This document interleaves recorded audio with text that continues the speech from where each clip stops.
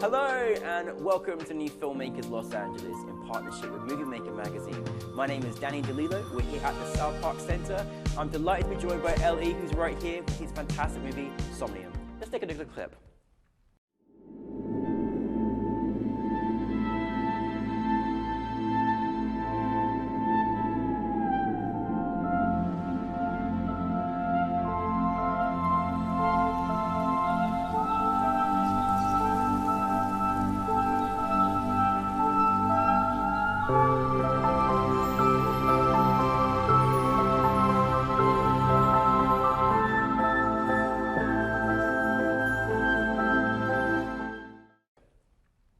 Ellie, thank you so much for joining us. No, thank you. Oh my God.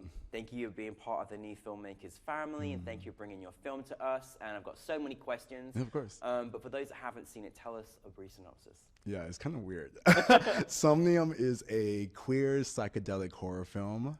We follow Jeremy and Anthony, who are on their date, and they take a psychedelic, and it gets really bad. And this supernatural thing kind of follows them around this house, and it's about shame and childhood trauma and how that trickles into adult relationships. Yeah. I have to let you know, your film is powerful because I went to bed and I started dreaming about your film, and it came into my dreams. I'm so sorry. No, I mean, that's the power to you for doing that. I was like, oh my goodness. Yeah. And I was like, it's okay, it's just a dream. No, but anyways, it was really, really good story. And Thank you. I love it when it's just got so many twists and turns, and you certainly had that. Yeah. Where did inspiration come for you in creating this particular project? Yeah. Love shroom, got a shroom necklace, shroom tattoo.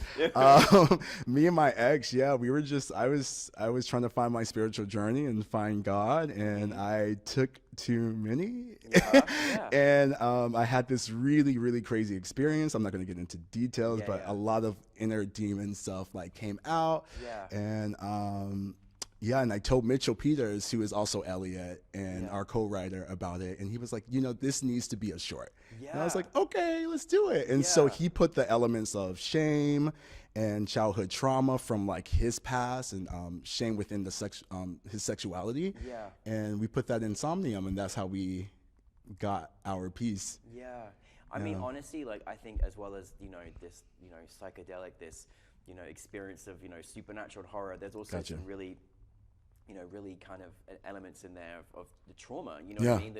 And it's amazing what it brings out of these characters, you know, for these experiences. And I thought you just delivered that so well. Thank you so much. You as a director, like, you know, filming something like this, directing something like this, working with your actors, like, how do you work with your actors and how do you bring your cast together? Because they did a really great job.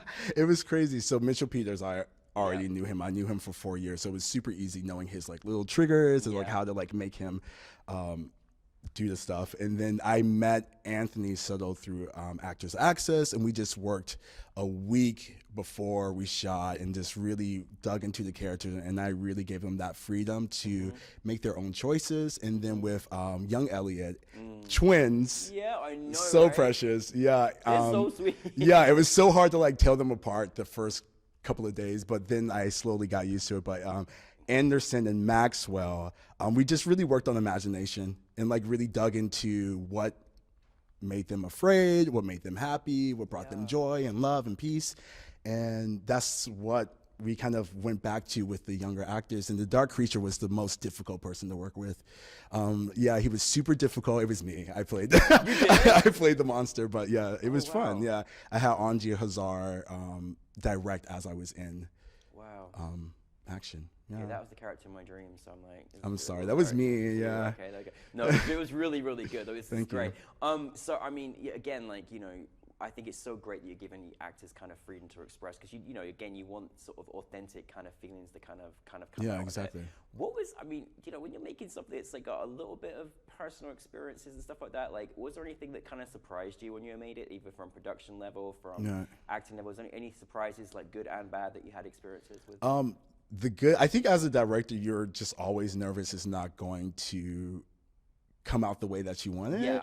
And the last short I did, sadly, we didn't have enough time to do every scene that we anticipated. But this one, with the timing and our wonderful AD, her name is Kiki, she really did push us to like get everything that we wanted to shoot. So I was really shocked that we did everything in 3 days. And Yeah, I don't think there was really a bad experience on that we're set. joining your set, Ellie. That's Yeah, great. it was like I tried to keep it very collaborative, very family and friendly, and like make sure we like go out to eat before and like just get to know everyone. So it was a really good experience. Yeah, no, most definitely. Yeah. And what was any tricky parts like in terms of production, like is interiors, exteriors, working with young kids? Like was there anything? Yes. So actually, the whole story had to change because originally we wanted to shoot it in a museum. So it was like these art students were going on this whole journey to find like the best piece of art while taking psychedelics, and we were going to film at the Getty through a contact that I had. But because of COVID, it was just really difficult to film there during that time, and so we had to like switch a little things around, and so we got this beautiful location in Koreatown on Kingsley Street. I think it's called the Kingsley Mansion. Please look it up. It's amazing. Oh, I know where that is. Yeah, yes, yeah. exactly. That's a good location. Really good location. And then the exterior shot we did in Pasadena. Oh, awesome. Yeah, so it was really difficult finding the locations, but then finally we, I think maybe 3 days before we had to shoot, found the locations. It's amazing. Just keep going. Eventually, it all kind of come together. Hopefully. Yeah, so, exactly.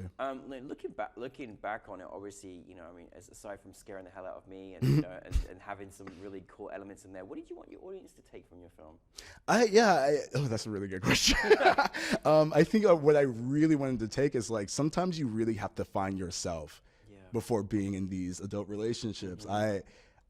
I'm known for just jumping into a relationship before really healing. And so that's, I think, where we're trying to, that's what the message that we're trying to bring from Somnia. Yeah, I love that. I love thank that. you. Yeah, it's very true. I could do the same advice myself, actually. But no, lovely. And so what is next for you, Ellie? Yeah, so I'm actually about to fly to London and Amsterdam to join Mitchell, who is in London right now, and write with him. We're writing the feature to Somnium, so it's going to take place in Amsterdam now, and they're going to be art students like they were supposed to in the original. And you lived in Amsterdam. I lived in Amsterdam for a little bit. Did you get to learn a lot about filmmaking and stuff? Or what? I was a musical theater major first. I was a musical theater person first, and then I started learning about film here. But in Amsterdam, I learned about the drugs and the sexuality and everything. So we're really going to dive into that, and I'm also doing a TV show called Chicken Strip about the American dream. Two stoners have the idea to create a chicken cafe / strip club. And then they get into the politics of that and like how that can be a headache. It's a dark comedy, and I'm also producing a show called Scott, based on Scott Walker, the life of Scott Walker, and that's starring George Sear, who is in Love Victor, and Lucas Field, who is in Jojo Rabbit. So you're deservedly very busy. Trying to be. Trying to be. So on your journey thus far, like, is there anything that people are just like, oh my goodness, how does Ellie do it? How does he make it? How does he do it? What advice have you had, or did you go by in your career thus far? Yeah, I feel like I'm still new to give. I feel like I'm not the right person. But if there was anything, like, keep creating, don't take no, and like, just believe in yourself, believe in your power, and just keep creating. Yeah.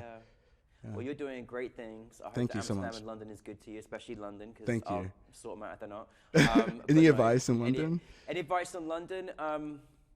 Don't drink too much tea. It's overrated. I'm just Okay, I love tea. I love tea too. And pace yourself at a British pub. That's what I'm going to say. But no, have a great time. But Thank you so much. Well done, Ellie. But I love that you had so many different nuances in this film, and you should be very proud of it. And we're looking forward to seeing much more of your work. So thank you very much. Thank you. Thank you. Thank you, guys. Ellie, everybody.